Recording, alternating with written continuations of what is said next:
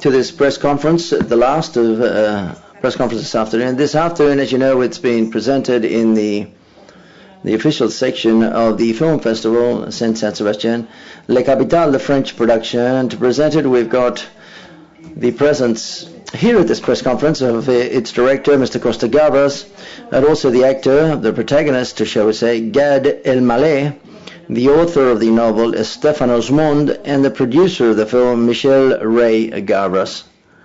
I see that you're very interested, and there are a lot of questions. People are putting their hands up, so let's commence. Don't worry, there's plenty of room and time for everyone.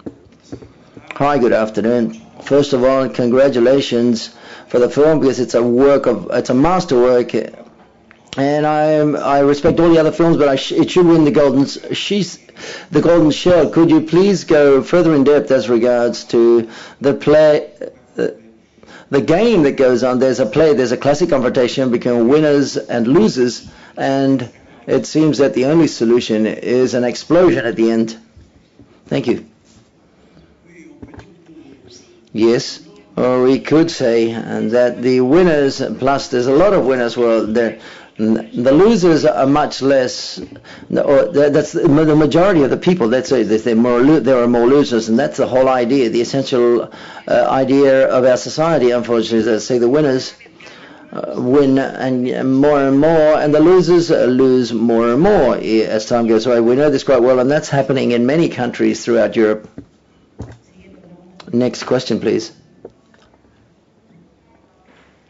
Hi, good afternoon. I would like to ask Mr. Costa Gavras, on the one hand, whether you've had to continue to be the great critical voice in European cinema in an issue like the economic crisis, which is international, and on the other hand, whether you are struggling in favor of optimism or you're struggling in favor of pessimism.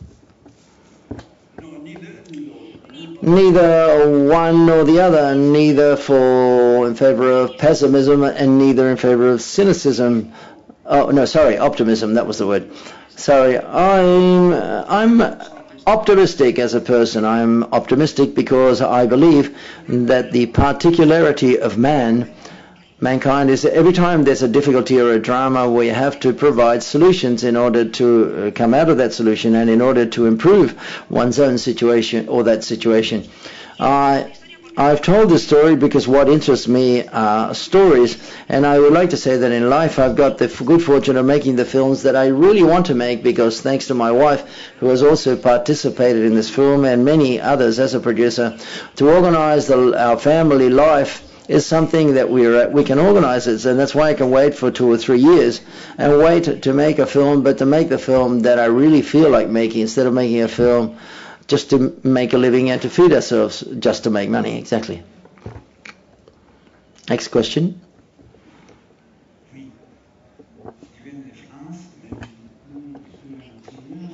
I'm from France, but I'm Chilean, and I would like to take this opportunity to say hello to Mr. Gavras, who's made a film which is formidable, I would say.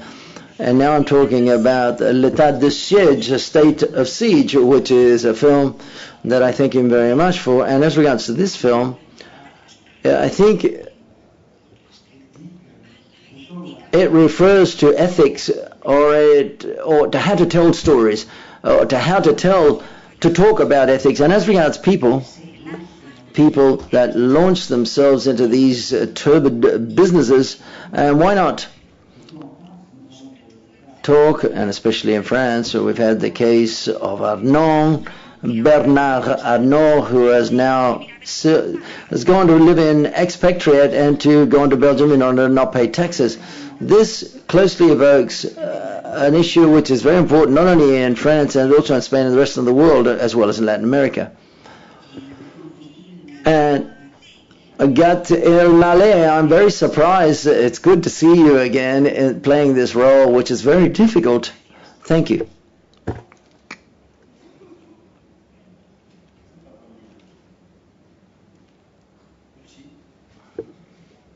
Thank you.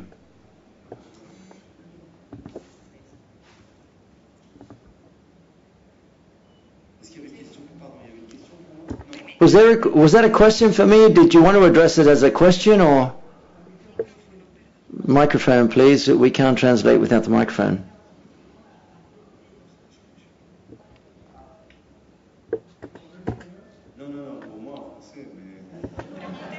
No, please ask me in French if you'd be so kind. Yes.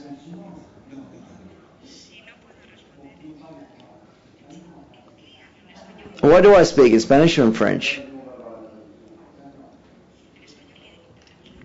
In Spanish. Were you surprised, in our case, of finding you in a very difficult role, very serious, when you're very well known in France as someone who makes people laugh, and very spontaneously and excellently? We never get bored, my wife and I, when we see your show. The one-man show, okay? Thank you. Thank your wife and give her a kiss on my behalf as well. I must say, above all, and before answering, I would like to say to what extent I'm glad to be here. It's the first time I've been in this, come to San Sebastian. I've been told a lot about it, and I'm glad, I'm very proud to come with this film vis-a-vis this role. Well, for those of you who don't know me, above all, I do a lot of comedy in many of my films, and I've done a lot of comedies in this scene, and it was a surprise when Costa Gavras asked me to play this dramatic role. The first time when we started to talk about it, I said, why me? Why did you choose me? Why did you want me to play this dramatic role? It was very interesting to construct, shall we say, this character. The Marquis Tournelle, this banker, he says, it's fallen upon you. You're the one person. You're the one that's been chosen. Well, I don't know whether it was good news or not, but it was a great adventure that he proposed to me. And I recall that Costa, in a meeting one day, he said, when you don't do anything, you look very serious. I said, really? Do I look? And I looked like this, and I looked at him like this, and I said, no. I said, well, when you don't do anything, when you're not doing anything at all. So I decided to trust him, but it's easy. It's easy when somebody works with a director who's as great as he is. It wasn't any merit of mine. It was his merit completely. Thank you. I expected you to say that. Thank you. Good afternoon. Your protagonist continues to have a lot of sense of humor, and we thank him very much with the subject matter of the film. I must tell Costa Gavras, the director, thank you, and 1,000 times thank you for a film that is not only perfect, but is absolutely necessary. And I would like to ask you two things. That not only as regards the film, but as the background subject that it deals, why Mott doesn't write the book that he proposes to the protagonist, asking, and how do you think it's all going to finish? Do you think it's all going to go out the door, or what's happening? Well, it's already, everything's exploding, isn't it? Here in Greece and perhaps tomorrow in France. What more do we want to happen? There are thousands of people who are living daily drama. And the other question was, yes, why Mott doesn't write the book? Well, because Mott maybe is going to write it, but Mott was expecting, and you were able to see that Mott is someone who has a weakness, perhaps even more than just a weakness, because of that eventual change which takes place in Mark. And he continues to wait, and he's hoping that he turns into a coherent character. As regards to what he was saying, he believed that he could change, but she realizes it's not this. It doesn't, but Mark prefers power and the pleasure that it means to have that power. Mott might write it, and we'll have to make a film upon Mott because it's a character that I love very much. When I studied this, I found characters like this who were very desperate, and some of them abandoned the world of the financial world because they realize it wears you out, and it's very tiring. And Stefanik, who wrote the book, he also comes from the world of finance or the financial sphere. So therefore, many people write books, and Mott perhaps might do like Stefanik have just made, or if not, maybe they can go to jail, may end up going to jail.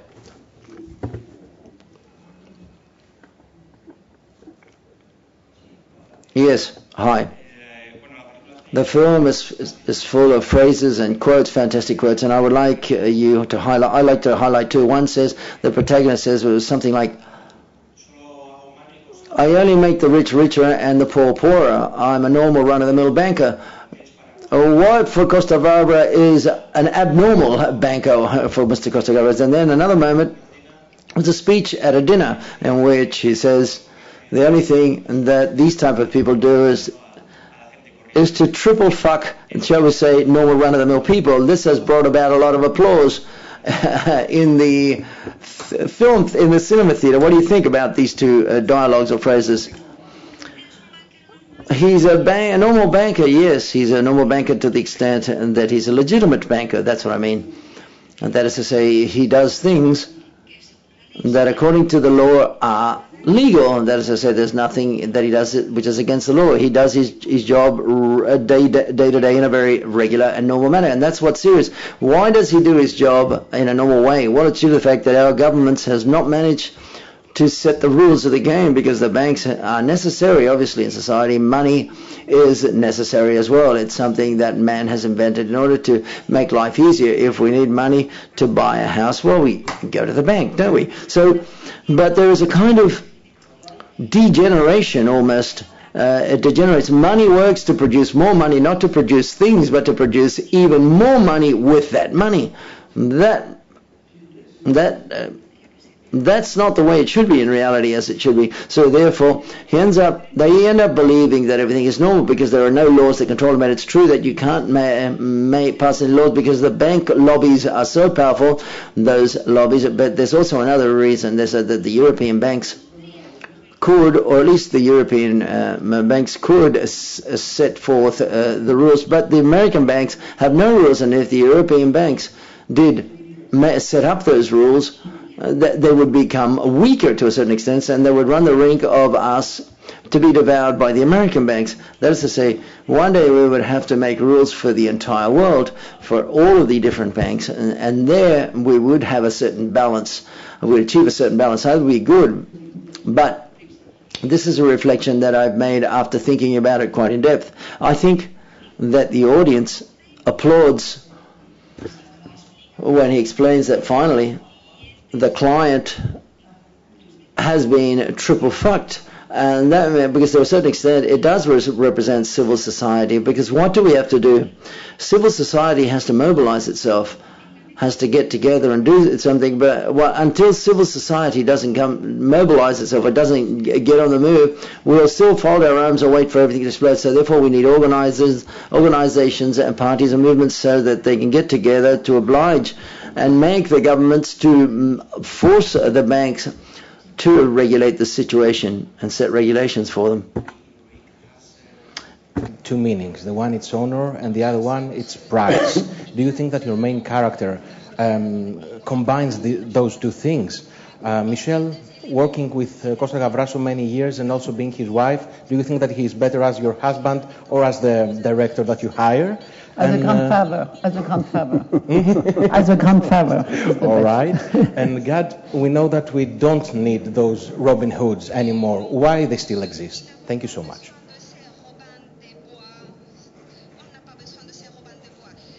Ouais.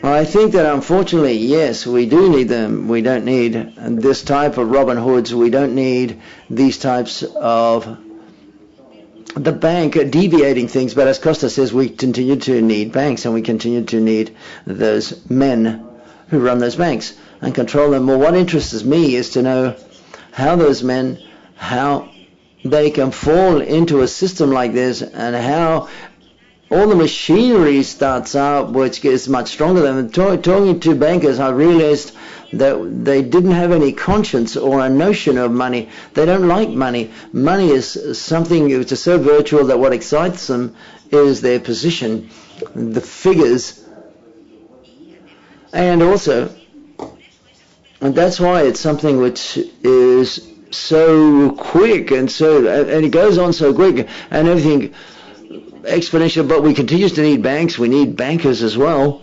And I finish off by saying that I hope with this film we're going to make a lot of money at the same time.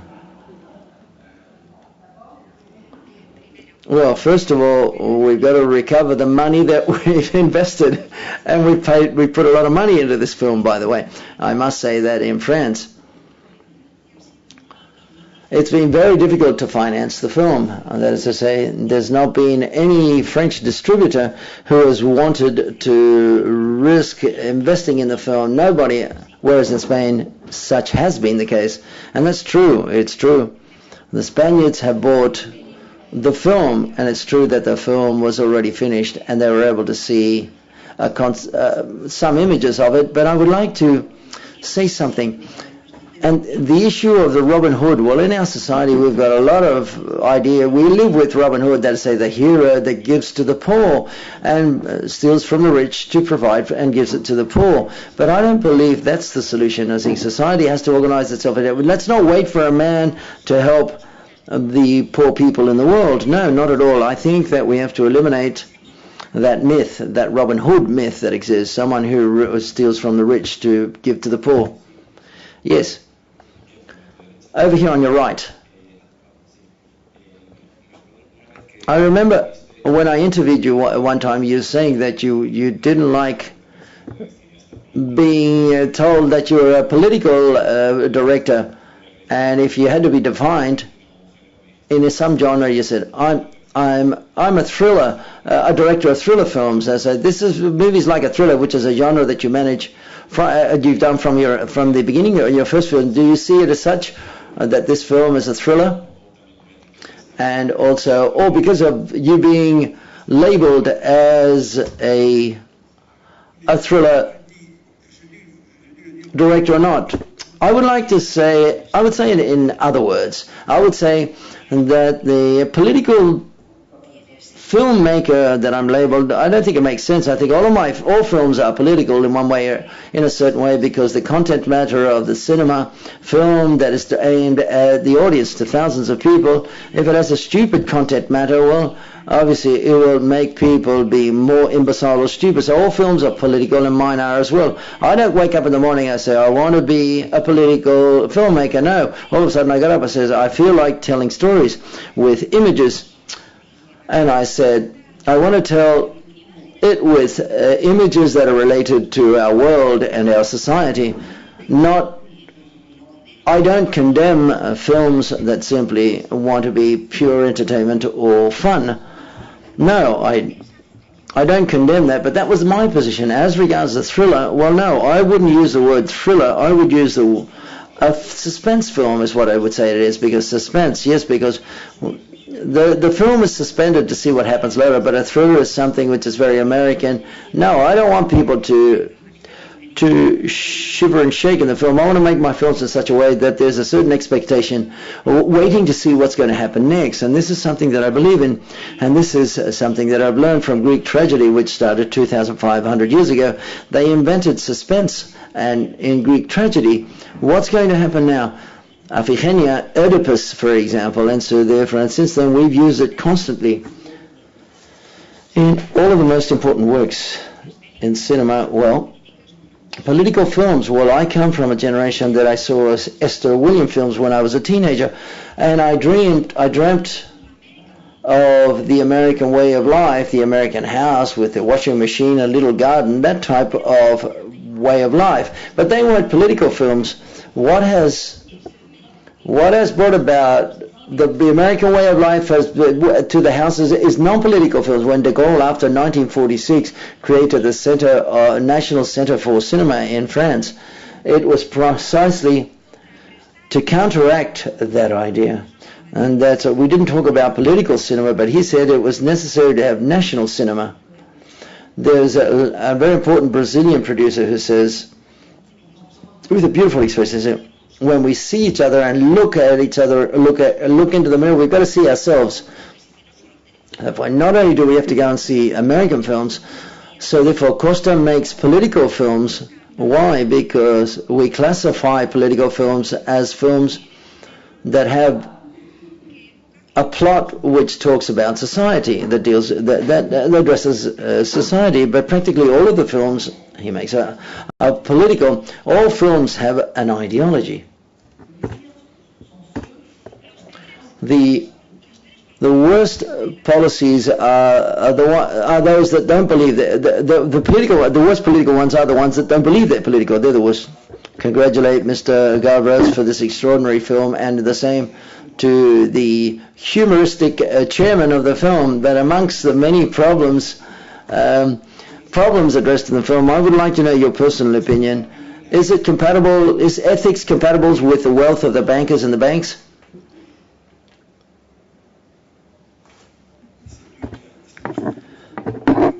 This is a very deep philosophical question you've asked there. Ethics. Well, what we can say, or we could say that money, the place it holds, it has in our society, it eradicates ethics more. Everyone's got to look to oneself and after oneself in order to have more assets, and the idea is to not improve the quality of life with the others or relationships with other people. So therefore, we can be wealthy, but it depends on what it means to be wealthy, to have billions of dollars or just to have a lot of money. So therefore, it's also true that you can be wealthy and be an ethical person at the same time. And they can use their money in a way which responds to the needs of society. That is, say, one is wealthy and we use that money only, well,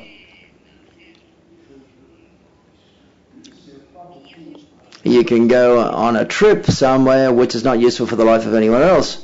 Well, now, maybe that's not ethical. I can't really give you a complete answer to that. I'm very sorry. It's a philosophical question which is impossible to really answer in a few words. And in this dialogue, you would have to ask that sort of question at university. Well, ethics, well, the banks aren't ethical. Mr. Marc Tournel is someone who lacks ethics, and that's his profession, to lack any ethical elements. But allow me to add something. It's like in politics. What ethics are we talking about? Are we talking about values and human qualities? Well, therefore, effectively, so this man may lack those human qualities, but ethics depends upon what we're talking about. Just like in politics, there's a scene here where my character says, tell the media to know that we're going to have an ethical vision of our profession, and that's demagogical, politically speaking. Well, in France, we're saying in the media, we've got to tell the media that we're going to be modest, simple, humble, and normal. This discourse is quite similar, doesn't it ring a bell? So therefore, I think it depends upon who we're referring to. Sometimes we're going to be ethical. The more we say it, the less we are. But this person has qualities, deep qualities. Well, he would feel like throwing the ball to Stefanep, who wrote the book and who created and invented the story. And I would like to ask him the question. I think we should have asked you before we shot the film. This man, for you, is he a man without qualities at all? Moral qualities, no. As I imagined him in the novel, no. He's a bit different in the film, but as I imagined him in the novel, no. He has in no kind of ethical qualities or moral qualities. He's a character who is totally greedy, and his only desire is to become richer or wealthier, but he constantly manufactures. He's got to satisfy the inability that he has to enjoy his fortune and his money. So permanently he's obliged to seek how to become wealthier to satisfy that need that he has, which is something which is completely vain and will never provide the satisfaction that he's seeking at a given moment. In reality, that is the case. But if they're talking about writing that book, well, what it does, that's a diabolic decision to not write the book, whether he decides or not. It talks about your typical wealthy person who owns a bank. And as your colleague mentioned, it's different. Your typical owner of the capitalist bank that's seeking money just for money for whatever reason, than the banker who works for his position and prestige. I think that's different, don't you think? Well, yes, they have interests, they receive bonuses, they are involved in how the bank operates. And as you were saying, yes, of course, the driving force is that interest of making more money. I don't think there's any difference. He's in the same system. He's at the same level. I personally believe that between a character like Dick Marx and the American and Mark Tunnell, there is an enormous difference. Both of them, none of them have ethics and they want money, but Mark Tunnell, occasionally he's got moments where he has a conscience. Like, for example, when he talks to his mother-in-law or Mahmoud's daughter when he's contradicted and so on and so forth. And this makes him interesting. And despite that conscience, he continues, despite those moments of conscience. Perhaps he's even worse. Who knows? And to me, each time I watch the film, I discover new things. One day I said, Costa, there's things I still don't understand. It's quite not normal that you don't understand it all. But I think it happens to all of us, the same thing. There are things that we miss completely. We don't understand it. A few days ago, I was with some friends, and I said, I wouldn't be surprised if I went to the bank and to draw out my money. I said, you've got none left. You haven't got a single euro. And they would explain with some sort of truly very rational theory and with very precise vocabulary. That's quite normal because there's been NX plus 65, 70 that was sent, and they bought and they rebought, and then there's nothing left in your bank account. Okay, and that's the way it is. Well, thank you very much, sir. It is possible that could occur. Hi, good afternoon. It's a question for Mr. Costa Gavras. I would like to know your opinion upon the role that the politicians are playing, especially in Europe, vis-a-vis the power of the financial world. Politicians throughout Europe and in all right and left-wing parties have accepted creating a Europe as if they created a supermarket, that is to say, basing themselves only on economics without thinking about politics, neither on social issues. I think we should start with the politics to create a political Europe and then go on to the economic side of things. And that is why I believe we've got what we've got at present.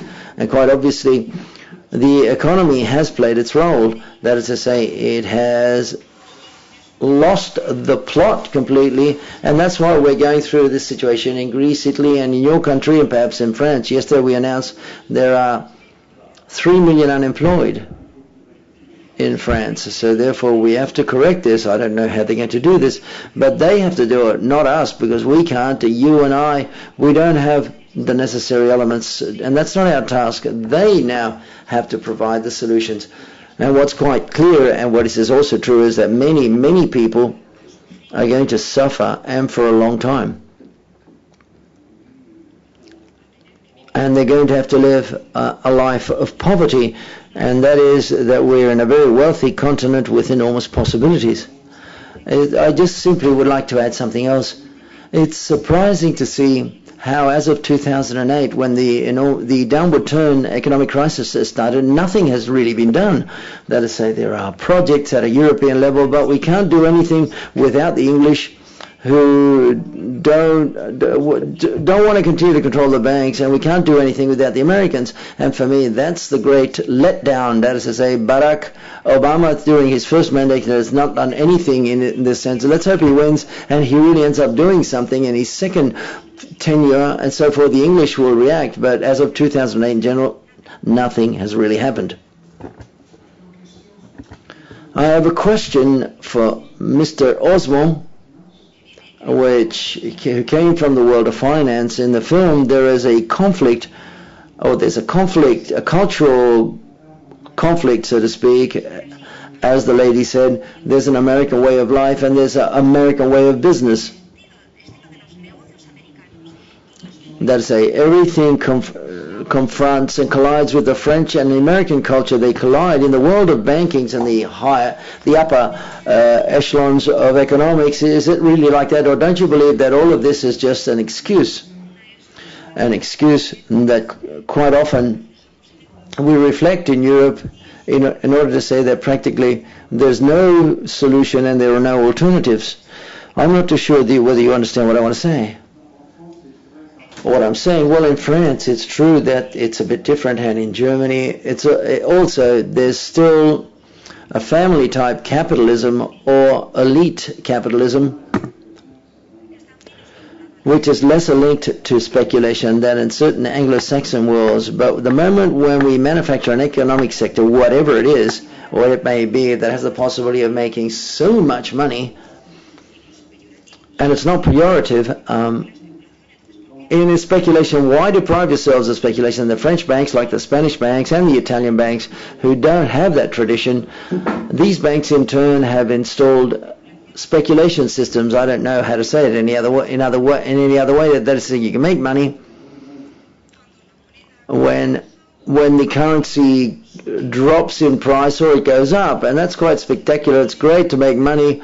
It doesn't matter whether things go down or up in price. So the moment we create a system that in the US and especially in the UK it provides work for 10% of the GDP and the working population, this is much more than in Latin countries, so therefore why not use it? And nobody has gone against that temptation, neither in France, neither in Spain, neither in Italy either. Hi, good afternoon. The question, yes, over here. For Mr. Costa Gavras, I would like to say the script make me feel a certain sympathy for the protagonist at a given moment. How did you prepare this aspect in the script so that in certain moments the character is even kind and pleasant? And Mr. Osmona, for example, where majority of us are journalists, what's the role of the press and the media and everything? Because the film, we end up not looking too good as a profession as journalists. Thank you. Well, I start from the beginning, from one principle, and that's to say that these people are people who have a great culture, which is extremely intelligent, who have gone to great university schools, and they're not mafioso, they're not just simple gangsters at all, and that's where the drama lies.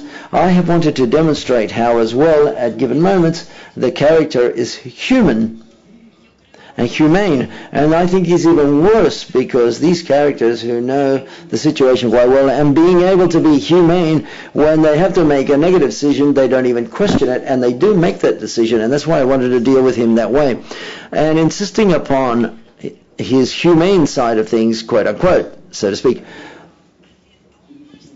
This makes the negative decisions he makes even more unacceptable, because if it had been a simple gangster, we would say, well, that's quite normal. A gangster is there just to react that way and to make those negative decisions. And also, I would like to add something. I want to insist and say that these are people for whom the law supports. Everything they do is legal. It's not illegal. Their actions aren't illegal, so therefore they've got all of the excuses to do what they do because no law prevents them to do so in society. And as regards to the role played by the media's got to talk about the movie. That's what you've got to do, and to tell the audience, okay, that we were talking about political films later, but politics is something, is a universe which is the most novelesque that exists. There's in politics, we've got everything that integrates human drama, love, hate, power, there's sex, there's feelings of power. All of that forms part of politics, and for me, perhaps the most beautiful political film are Les Miserables by Victor Hugo, and that's true. Christophe Sagavras, what do you think about the rescue of the governments of the banks? Is the character inspired on someone specific? As I said before, the banks are a society, they're a company within society. So let's imagine that in the future a country without banks, where the banks went bankrupt. What a disaster. Where will we get our money or to obtain a loan to buy a house? Well, so therefore they're necessary in society. These are important instruments for society. These are instruments that have degenerated and have acquired a rhythm and a direction which is contrary to the initial. It's like a train all of a sudden slows down or can't hit the brakes and non-stop, and therefore it causes a lot of damage. The governments are encountering that dilemma at present, and it's precisely that there aren't any regulations, and when the banks enter into a catastrophic situation, well, they've got to help us. They've got to help them. They can't let them collapse. So they've got to help the banks with the taxes that we pay, the taxpayer, that is to say. So it's a vicious circle, isn't it? Stefano, what do you think? In any banking activity, there's a risk. Someone loans us money, and there's a risk. There's a risk that we don't return that loan. So therefore, what I think is incredible is we don't admit that the banks will have to pay, or they can pay for that risk. So therefore, there are countries that are encountering difficulties: Greece, Spain, Ireland, France, and Italy also. But it seems that there's no risk for the banker. The risk of not going to recover that money, but their task would involve undergoing that risk. So therefore, the banking activity is an activity without risk. Well, for them, but I don't know, they would continue to make money. I'm going to give you an interesting example. A few years back, a young man who was working in a French bank that I'm not going to say lost 5 billion. What system allows that a man can play and lose 5 billion euros, I think he's referring to? And in parallel, a few days back, the French government has increased taxes to the people who are retired. So a young man can lose 5 billion, and we've got a government that increases tax and is going to make the pensioners suffer more so as he can gather more taxes. So that's the problem that the banking sector is encountering at present. I love the film, by the way. It's a question as regards the future, especially for Mr. Osman. We're talking a lot about the bankers, but we also mention the computer world. You talk about processors that are going to be very powerful, and you also talk about the fact processes are going to be much more powerful, and it says in the film that financial decisions are going to be made without the intervention of human beings. Let's say that it seems that we're going to leave human beings to one side, apart from the ones that have prepared the program that will take the position of bankers. How do you see the future along these lines of what I've just said?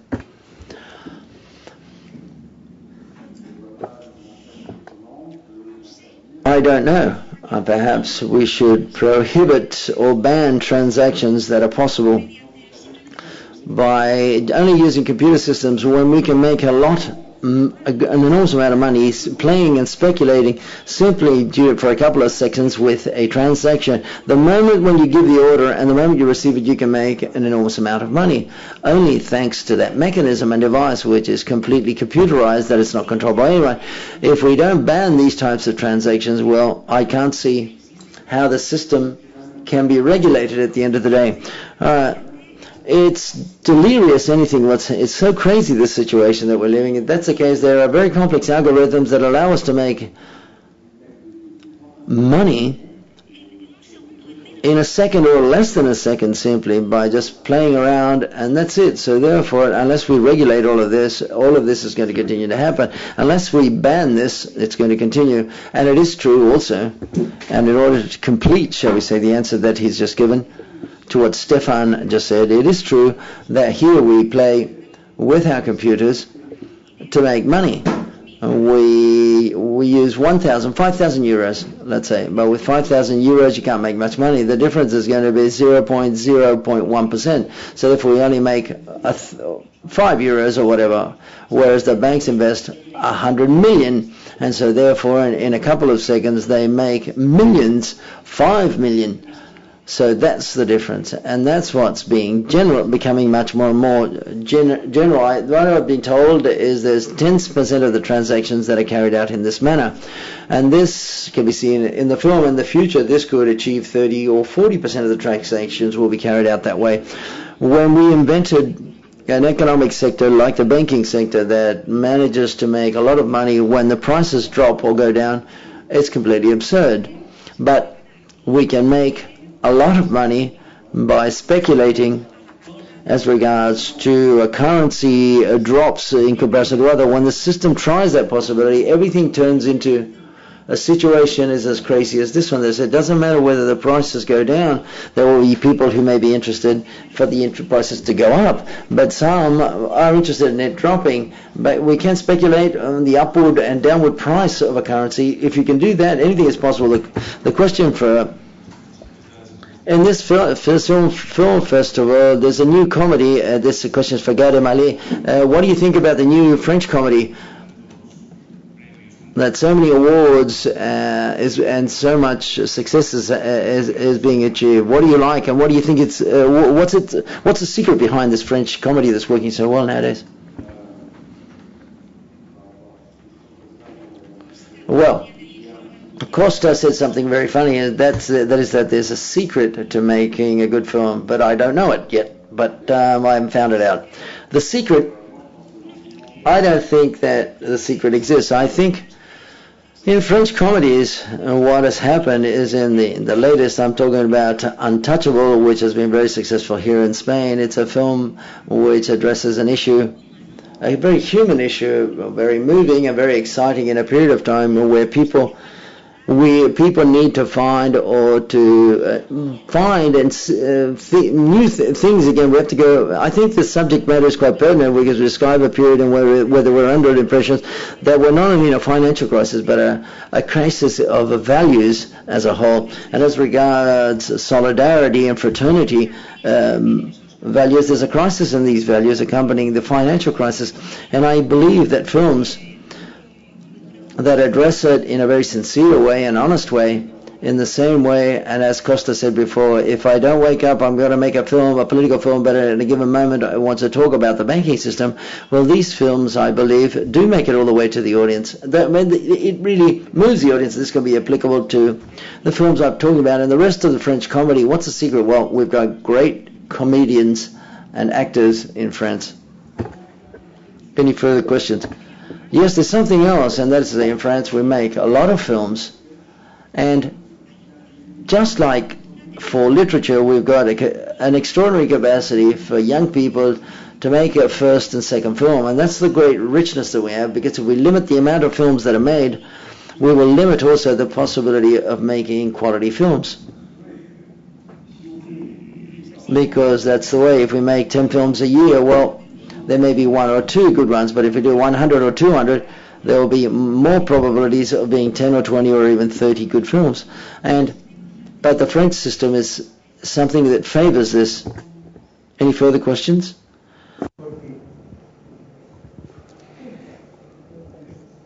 Se escuchó mucho la palabra. The word ethics has been mentioned a lot, but we didn't hear the word corruption. We haven't heard the word integrity. And the problem is not only a political problem, it's a bit philosophical and social, because when we're talking about virtues, we're dealing with something that has to do with human nature. And so therefore that's where the problem lies that we're discussing in France and in other countries. And my question is for Gad Elmaleh. You've made a lot of money because you work very well. I hope you may have to retire now because you've made enough money. What do you think?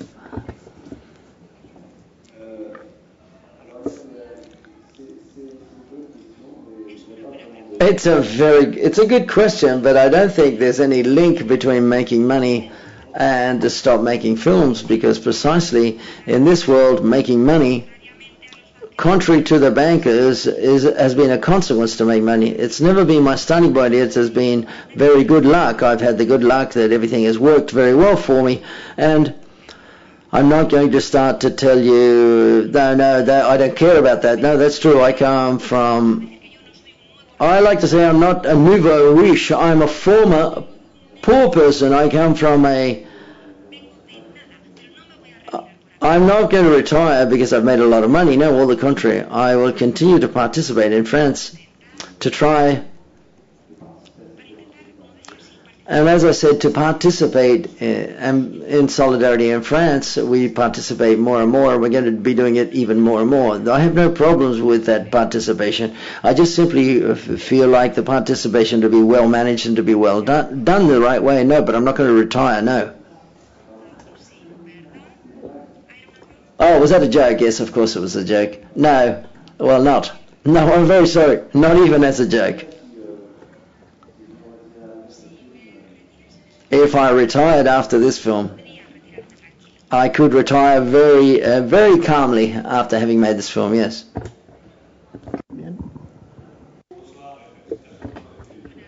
Good evening and congratulations for your film in France. Cinema is in the hands of who? In the hands of the politicians, producers, actors, directors.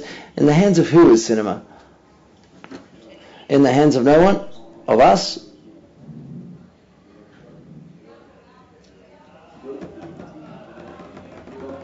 The bankers, the finances.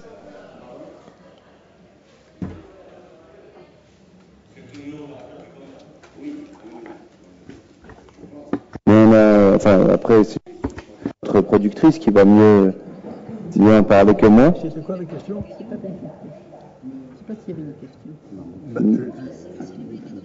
question. Michel, alors... Non, le cinéma en France. Cinema in France. Well, I'm going to try to talk about my experience. The cinema in France, the system has developed in such a way that obviously there were big companies that finance the films, but in France it's in the hands of the filmmakers in general. And when I say filmmakers, now we're talking about producers.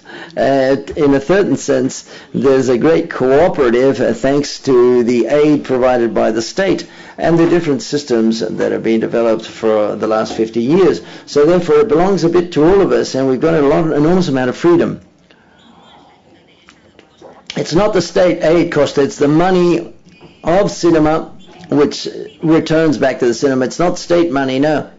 There's no tax. Where we collect it from each ticket or cinema theatre ticket, or we make revenue because of the amount of tickets sold. No, in France, just like the American majors, we've got a studio channel sort of system through it where an independent producer like me, who's very happy when we come to an agreement for producing, yes, of course, but at the end, quite often, we feel... We're talking about negative things about the film, but the good luck that I've had with this film that nobody has had is we've gotten into a big debt, but we do have... That's a positive. There are negative things in the film. If we want to do something different to comedies in France, I know it's very difficult because there's a bottleneck. That is, to achieve financing by Soficar and the TV channels, it's quite clear that they're very dynamic, but everybody wants us to make the same film for them. Further question? Thank you very much, ladies and gentlemen.